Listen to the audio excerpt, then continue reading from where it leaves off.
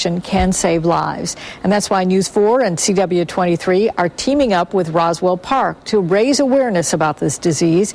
News 4's Al Vaughters is here with more on the new campaign called The Bottom Line. Al? Well, Jackie, colorectal cancer is the fourth leading cause of cancer, but the third leading cause of cancer deaths.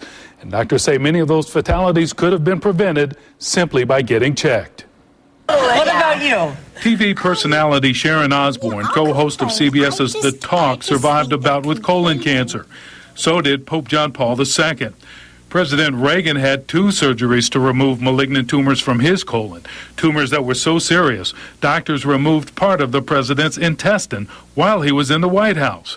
But colon cancer was one foe legendary football coach Vince Lombardi couldn't beat, and he died from a malignancy at the age of 57. Colorectal cancer, unlike a lot of other cancers, we think starts off as a benign polyp. That is a benign growth in the colon that if you catch it early enough, you can take it off before it ever becomes cancer. Dr. Kelly Bullard Dunn is chief of colon and rectal surgery at the Roswell Park Cancer Institute and breaks through a common myth that polyps have symptoms. You can be walking around with a half a dozen polyps in your colon and there's no way you would know it. It doesn't make you feel bad. It doesn't give you pain. It doesn't necessarily change your bowel habits. So the only way to know is to look. And a colonoscopy can detect those polyps. Doctors use a flexible narrow tube called a colonoscope, which is inserted in the large intestine and sends back live pictures from the inside of the colon. The surgeon can spot and remove the polyp before it becomes cancerous.